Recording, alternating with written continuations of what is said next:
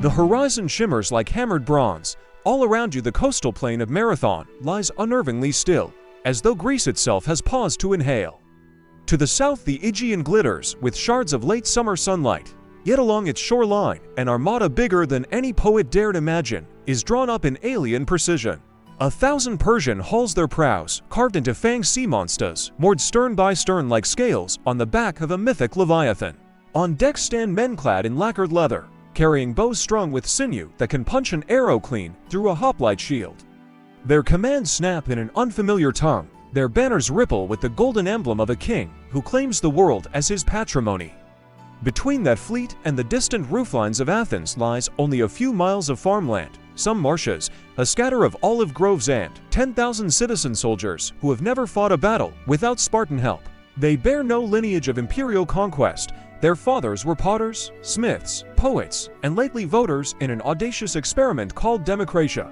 Now these amateurs stare across the dusty plain at the might of Asia and wonder whether self-government is a fragile dream or a birthright worth dying for. No cavalry screen, no hidden reserves, no walls to retreat behind, just resolve, discipline, and the curious electricity that flares when ordinary people are offered one chance to defend an idea bigger than themselves. By nightfall, the Athenian experiment will balance on a blade's edge, its future determined by bronze spears, sweating palms, and a single desperate run that will echo through every Olympic marathon, every ballad cast in uncertainty, every whisper that freedom can outrun tyranny. Think back 10 years, across the sun-blistered plateau of Anatolia, the fires of the Ionian revolt blink out one by one beneath Persian retribution. At Sardis the rebels torch the satrap's palace, but cannot torch the memory of their impudence. King Darius scribbles the name of Athens, who dared send triremes to aid the insurgents inside his prayer book, and commands a servant to repeat it before every royal meal. Master, remember the Athenians, he does, yet empire moves at its own tempo. First Darius must secure Egypt, then pacify Scythian raiders, then flatten Babylon in yet another spasm of rebellion. While he marches, the Athenians argue. They invent new political offices, ostracize would-be tyrants, carve jury stipends into stone. Each debate in the agora sharpens tongues, even as it dulls the hoplite edge of vigilance. When at last Persian gaze swings back toward the Aegean, it is no longer retribution alone that fuels the invasion, but something more calculated, a demonstration that kingship cannot be mocked by municipalities without walls. The first punitive expedition founders in the swirling Melian Straits Cycladic winds scatter transport ships like autumn leaves. Yet the setback only seasons Persian determination. They draft a more methodical plan, anchor the fleet at Marathon, where the plain is broad enough for cavalry maneuvers, crush Attica in one scything blow, install a puppet oligarchy, and turn the defiant city into a cautionary ash heap. Intelligence leaks to Athens weeks in advance. Some citizens urge frantic diplomacy, others propose barricading the Acropolis, but an aging strategos named Miltiades pounds a fist on the Astrokastron table and says, "We must march out and meet them on that plain. We must risk everything, or we risk democracy itself." His accent carries the brittle clarity of Thrace. He once served Persian overlords as a client tyrant and understands their horse-born arrogance better than any man in the chamber. Votes tally in his favor, albeit by slivers. Sacred fire is carried from the Prytanium to light the camp hearths, and 10,000 hoplites shoulder spears whose ashwood shafts creak like masts in a rising gale. They tramp northeast under a sun that beats rings of sweat into linen cuirasses, leaving behind wives who pretend bravery and sons too young to lift a shield, but old enough to remember the dust plume trailing over Hymettus, the signal that fathers have gone to wager the polis. For 6 days the opposing armies glare across the lowland like chess pieces locked in stalemate. Athenians occupy the pine-crowned foothills, refusing to descend where Persian cavalry could encircle them. Persians, commanded by Datis and Artaphernes, wait for flank detachments to scour the coastline for alternate landing sites closer to an undefended Athens. Skirmishing archers trade arrows that clatter harmlessly off helmets. Greek seers slit goats at dawn, reading livers that twitch ambiguous omens, supplies dwindle, nerves fray.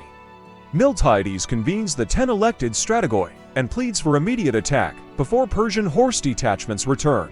Votes split evenly until Callimachus, Polemarch of Athens, casts the deciding pebble for war. Night deepens, stars swirl silently over smoldering campfires. In the Athenian lines, a herald named Pheidippides kneels at a makeshift altar, having already run to Sparta and back seeking aid that came too late. His calves throb, yet he offers himself for any final errand the gods may demand. At first light, Miltiades orders breakfast rations doubled with the terse logic of men who suspect they may never eat again. Shields are polished with animal fat to gleam intimidation. Spearheads are honed on whetstones wet with saliva. Then, in a maneuver so reckless foreign analysts will debate it for centuries, Miltiades thins the center ranks and insists the wings double stack their files. When Persian commanders peer through morning haze, they see what looks like a Greek formation unraveling in panic. They order infantry forward to spear the breach. Horns bray, drumskins tighten, history shudders. The Athenians charge not at the measured pace prescribed by phalanx doctrine, but in a sprint that devours the mile-wide no man's land in heartbeats. Dust billows behind them like an uprooted desert, and for a sliver of time, the flat plain is nothing but thundering sandals and the rising, animal roar of free men converging upon tyranny's prettiest army. Persian archers loose black clouds that darken the sky, yet momentum is a second shield. Most arrows thunk into dirt or ricochet from bronze helm crests as the hoplites crash through the final yards. Then comes that sickening crunchoke shield slamming wicker targets, iron tip splintering lamellar, the first blossom of arterial spray on white tunics. The understrength Greek center sags exactly as Miltiades predicted, drawing Persian infantry inward like a tide into a bay. At that instant, the reinforced Athenian wings pivot in a wheeling pincer. They slam the Persian flanks with doubled mass, driving them inward and backward, compressing bodies into a suffocating knot. What began as an attack morphs into a rout. Persians break for the surf, tripping on discarded bows. Cavalry horses thrash against shattered chariots. Gilded standards topple into brackish marsh. Some seek refuge aboard half-beached galleys, only to be speared in the gangways by hoplites who follow them chest-deep into salt water. The battle lasts perhaps 2 hours. When the dust settles, 6,400 Persians carpet the plain against 192 Athenians, yet victory births its own crisis. A coded fire signal suddenly flickers from the fleeing fleet. While the land forces have lost, seaborne detachments are already rowing south, aiming to circle Cape Sunion and seize Athens' undefended harbor. Miltiades turns to the one man whose lungs have proven epic and says, "Run." Pheidippides tears down the sacred road toward the city, each footfall pounding a prayer into the earth. His mind is a reel of images, Persian masts tilting into Athenian bays, mothers clutching children on the nicks, the smoky hiss of democracy extinguished before it learned to crawl. Despite blood-crusted sandals, he clears the 26 miles in less than 3 hours. Stumbling onto the Agora, he gasps, "Nickelmen, we have won," and collapses, every vein ransom to the message. Legends say he dies. Modern cardiologists suspect heat stroke, arrhythmia, myth. What cannot be disputed is the outcome. The city mobilizes barricades, Persian captains sight unexpected pikes on the docks, and the invasion slips seaward like a thwarted nightmare.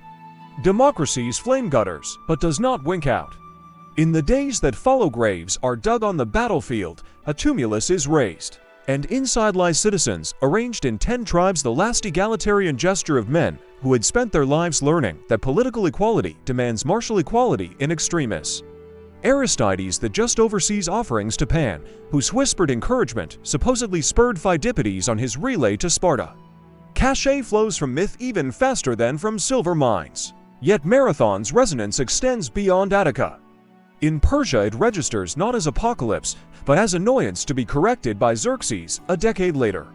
In Sparta, it is both an insult to Athenians' proved victory, without Peloponnesian steel, and a portent that the northern polis is becoming a diplomatic heavyweight.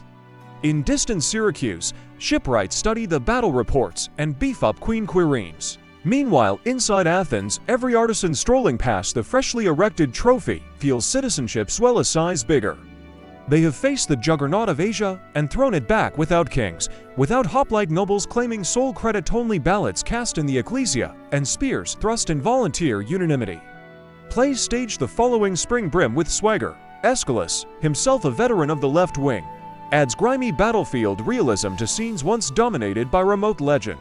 Marble cutters sculpt marathon runners with rib cages bared to the solar glare, sinews straining in perpetuity. City coffers allocate cash prizes to foot races, memorializing the long run, etching the distance into cultural ceremony.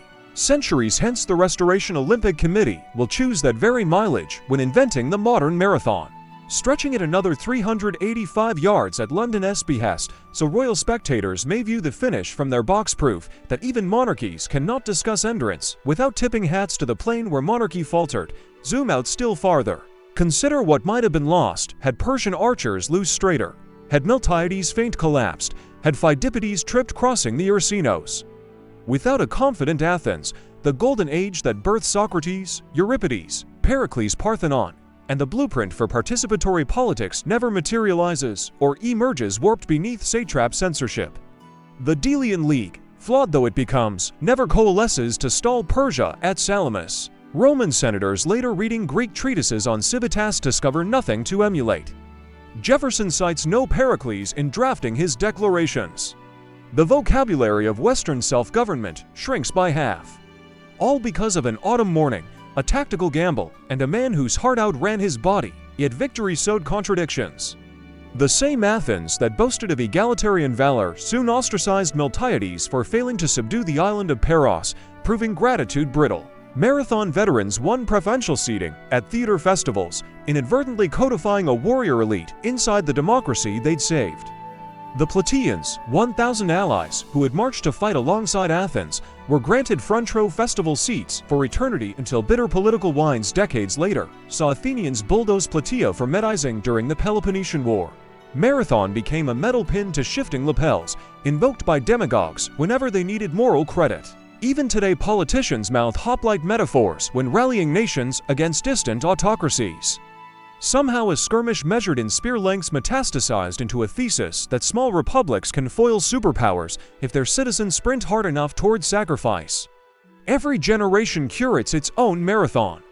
In 1942, Greek partisan Konstantinos Demetriadis smuggled Allied intelligence across the very plain, fancying himself a modern Pheidippides, ghosting beneath Luftwaffe patrols. In 1967, when tanks rolled into Athens to crush student protests, homemade banners read Barasan Delta Epsilon Nu Pepe Marathon Never Dies. During the 2000 for Olympic Marathon, Brazilian runner Vanderlei de Lima was shoved aside by a protester near mile 23, yet regained his stride to finish with dignity.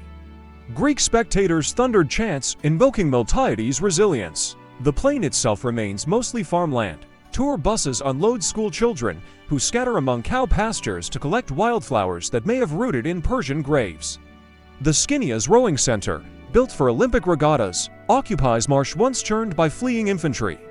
Cyclists in lycra speed along asphalt, overlaying the sacred road, their personal bests timed against a ghost. If you stand at dusk beside the marathon tumulus and dig fingers into the coarse soil, you might still sift fragments of obsidian arrowheads, darker than twilight.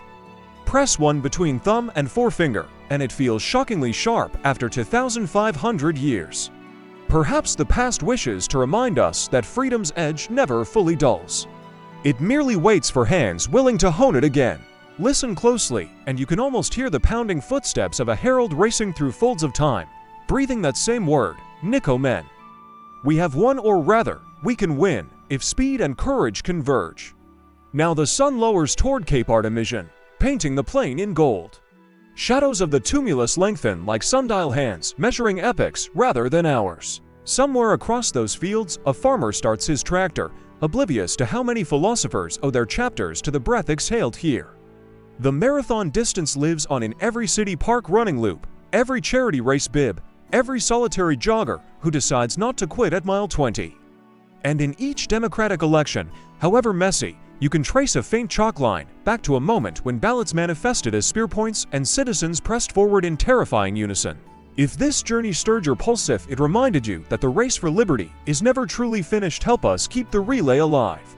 Share this story with a friend who thinks ancient history is irrelevant cardio. Smash that like button like Miltiades smashing a wicker shield.